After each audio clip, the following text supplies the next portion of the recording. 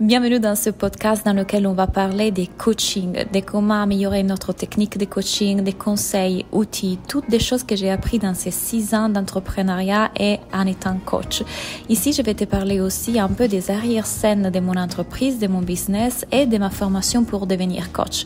Donc, si tu cherches à apprendre encore mieux à être coach et donner encore plus de résultats à tes clients, tu es au bon endroit. Comment coacher mes clients dans la relation avec leur corps? Quand j'ai une cliente qui vient en coaching et qui dit de tester son corps, qu'alors elle a du problème avec son poids, qu'elle n'arrive pas à perdre du poids, qu'elle déteste son poids ou qu'elle se juge beaucoup pour son aspect physique, finalement, comment on accompagne ces personnes-là? Bienvenue dans ce nouvel épisode. Je suis Claudia Nattel, je suis formatrice pour les coachs et coach de vie et business. Et aujourd'hui, c'est ça que je vais aborder avec vous parce que avec la technique que j'ai créée, avec la méthode avec laquelle je coach mes clients, on peut vraiment coacher dans n'importe quelle problématique. Donc, vous verrez différents épisodes dans lesquels je parle de comment coacher sur l'argent, comment coacher sur les émotions, comment coacher sur les relations et du coup aussi comment est-ce qu'on peut coacher dans la relation au corps. La méthode est toujours la même parce que du moment dans lequel une personne a un cerveau humain, on peut la coacher. Dans le moment dans lequel une personne est une personne qui fait une expérience humaine sur Terre, vous pouvez la coacher avec ma méthode. Alors, je vous dis comment est-ce que je me prends et comment est-ce que j'enseigne à mes élèves de la formation Soulful Coach à coacher sur le corps. Bien évidemment, le corps, quand on le regarde à travers la non-dualité, que c'est la base de tous mes enseignements, c'est le véhicule avec lequel on vient sur Terre. Donc, encore une fois, le corps, ce n'est pas nous. Mais dans l'illusion dans laquelle on vit et dans l'illusion de la séparation, on croit que notre corps, c'est notre corps. Même comme on l'a dit, n'est-ce pas? C'est mon corps. Et dans cette phrase en elle-même, il y a de l'attachement. Donc, forcément, quand on regarde notre corps et qu'on le regarde comme quelque chose qui m'identifie, comme notre identité, notre cerveau créera tout un tas d'idées sur cette identité qu'on croit être et donc aussi sur le corps. Donc, le cerveau va créer des jugements, le cerveau va créer des avis, des opinions. Et ces avis et ces opinions et ces jugements ne sont que le résultat de tout un tas d'idées, des programmes, des choses que j'ai pu écouter par la société dans laquelle j'ai vécu. C'est-à-dire, aujourd'hui, vous regardez à votre corps et vous avez des critères de beauté qui sont basés sur la société occidentale dans laquelle on vit. Et du coup, votre cerveau va dire, voilà, je suis plus ou moins belle, basée sur l'échelle des critères de beauté à laquelle mon cerveau croit, à laquelle j'ai cru depuis petite, à laquelle j'ai été exposée depuis petite. Mais si on va regarder dans une tribu, par exemple, perdue en Australie, qui n'a jamais vu les réseaux sociaux, qui n'a jamais vu la télévision, qui n'est pas du tout exposée aux critères de beauté auxquels nous, depuis petit, on est exposés, pour eux, une femme avec des lèvres pulpeuses et des gros seins et avec des abdos et des cils super longs, etc., peut-être est complètement moche. Pour eux, ce n'est pas attrayant. Une femme qui peut-être est sans aucun maquillage, avec la peau différente et qui est complètement différente de nos critères de beauté, pour eux, est belle. Donc, vous voyez que premièrement, ici, on est en train de voir que tout ce que nous, on croit être beau, ou en tout cas être bien, ce n'est que le résultat de toutes ces séries de conditionnements et d'idées qu'on a sur la beauté que notre cerveau a récolté depuis petit. Or, ici, on est aussi en train de voir autre chose.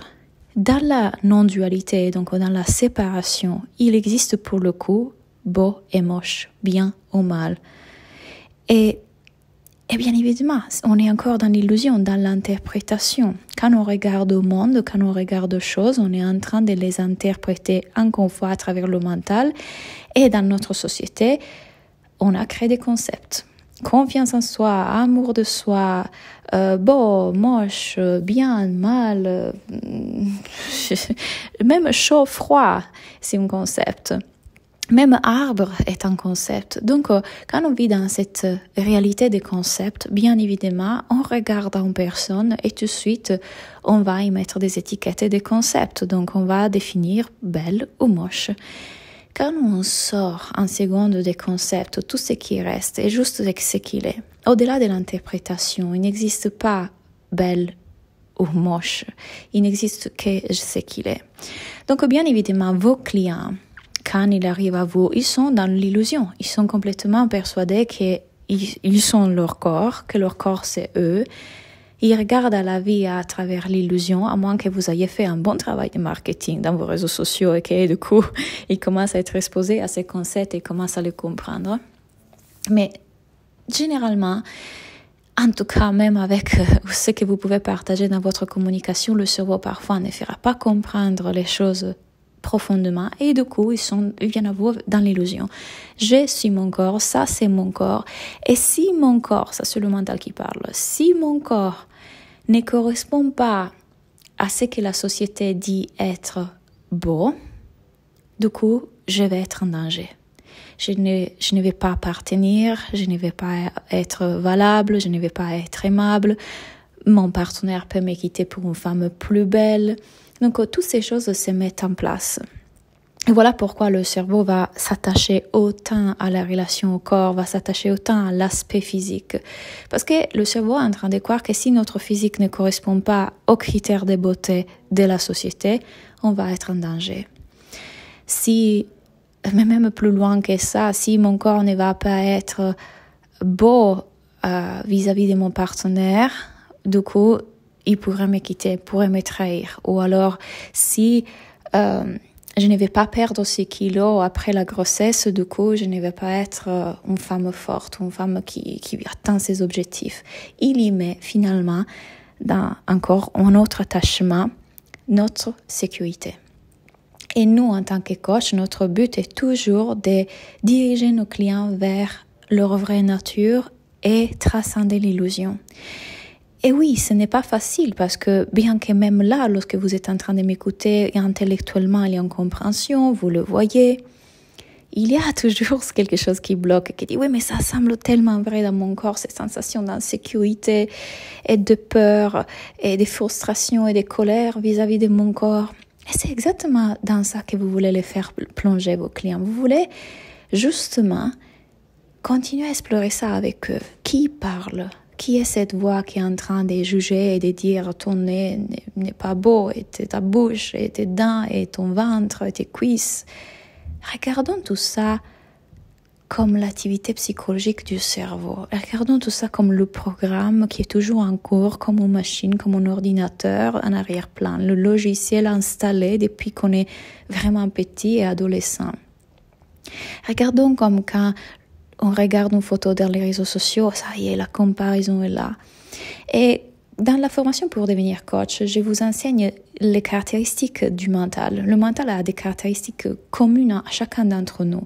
Et quand on commence à les détecter, à les comprendre, c'est aussi facile de faire voir à vos clients, voilà, ça c'est encore un système du mental. Par exemple, la comparaison. Le mental, par exemple, compare. C'est son système. Il compare parce que c'est un système de survie. Un autre, c'est la croyance que le moi n'est jamais assez. Donc, forcément, le mental aura toujours quelque chose à dire vis-à-vis du corps. Parce que dans l'idée de continuer à dire cette partie de mon corps n'est pas assez, il croit qu'il est en train de nous préserver d'un danger. Donc oui, c'est la condition humaine, on doit vivre avec ce truc, mais le travail qu'on fait avec nos clients est celui de calmer l'esprit. Calmer l'esprit n'est pas forcément bien dit, c'est pour qu'on puisse se comprendre, parce que ce qu'on fait en vrai, c'est transcender l'esprit. C'est voir que cette voie-là, ce n'est pas qui on est, mais qui on est vraiment, c'est la partie toujours calme, sans forme, qui ne change jamais et qui est en paix derrière. Le silence. La partie qui est hors du concept, la partie qui regarde un être humain et ne voit rien d'autre que ce qui est. Il n'y a pas beau ou moche. Il n'y a pas grand ou petit. Il n'y a pas sympa ou pas sympa, bien ou mal. Il y a juste ce qu'il est.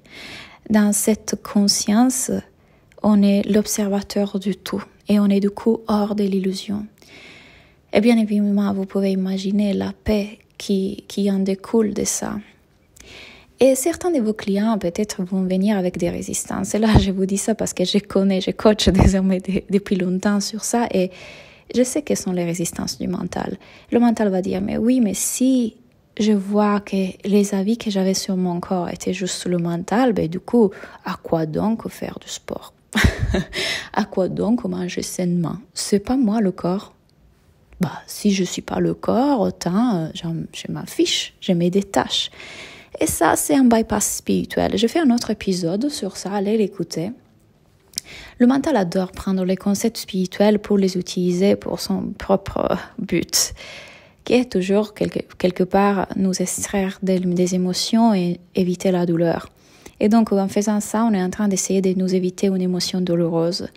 Mais le travail qu'on fait en tant que coach, en tant que soulful coach dans ma méthode est plutôt plonger à l'intérieur de la vie, pas s'en extraire. Et donc, on est toujours avec un pied dans la conscience qu'on est le tout et pas le mental, et l'autre pied dans notre humanité à vivre l'émotion qu'elle a.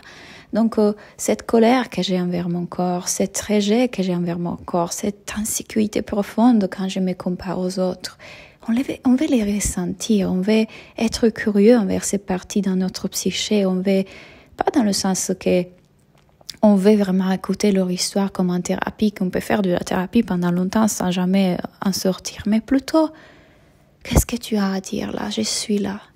Compassion, écoute, amour. Nous, en tant que coach, dans cette posture-là, on est le miroir pour que la cliente fasse ça pour elle-même, pour ses parties. Et c'est extraordinaire. Et ce qui se passe, du coup, c'est que le paradoxe, c'est qu'on va avoir un grand détachement vis-à-vis de notre corps. Donc, ce n'est pas si important comme avant. Et je l'ai vécu vraiment moi parce que j'étais vraiment obsédée par le fitness. Et finalement, je ne me rendais pas compte à cette époque-là. Mais seulement après, j'ai vu que c'était un système de survie parce que je devais plaire à mon partenaire de l'époque qui était à fond dans le fitness. Et je devais correspondre aux critères de beauté de la ville dans laquelle j'étais, dans laquelle il y avait tout le monde dans le fitness. Et quand j'ai commencé à guérir, à me détacher de tous ces attachements, cette obsession pour le fitness est partie. Mais du coup, encore une fois, on pourrait croire que du coup, on se laisse aller et voilà. Et au contraire, j'ai commencé en fait à prendre soin de mon corps d'une façon beaucoup plus naturelle, instinctive et saine. Donc, ce n'est pas que j'ai lâché des bonnes routines et des bonnes habitudes. Au contraire, ce sont devenues des choses tellement naturel à faire. Il y a une partie de moi qui me guide à le faire, qui me porte à le faire. Il y a vraiment de la joie et du goût et de l'amour dans ces choses que j'ai fait pour mon corps, mais qui ne sont pas dans « j'ai besoin que mon corps soit différent pour être validé, pour être en sécurité, pour être aimé, pour être bien ». Je peux voir ce discours du mental éventuellement si jamais il est là et je peux transcender ces parties. Il y a beaucoup plus de lâche-prise et de détachement et à la fois engagement qui vient de notre énergie. Parce qu'il y a toujours une partie en nous qui va toujours vers notre bien-être de façon complètement naturelle.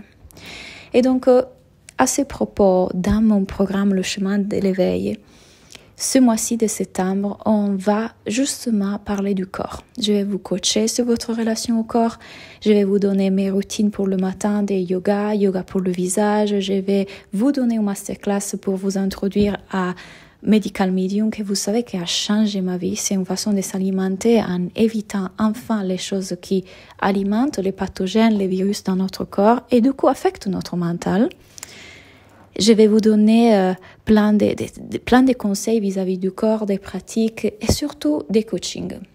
Donc, que vous soyez prête à coacher quelqu'un sur son corps à travers cette non-dualité et la thérapie holistique que je pratique, venez dans la formation pour devenir coach éventuellement si vous voulez apprendre à coacher avec ma méthode ou alors, si vous n'êtes pas encore prêt pour intégrer la formation, venez dans le chemin de l'éveil parce que justement, je vous coach à travers toutes les sphères de notre vie et ça va vous permettre déjà de faire un travail vous pour vous pour vous libérer de cette illusion du mental, mais aussi pour devenir un meilleur coach éventuellement après.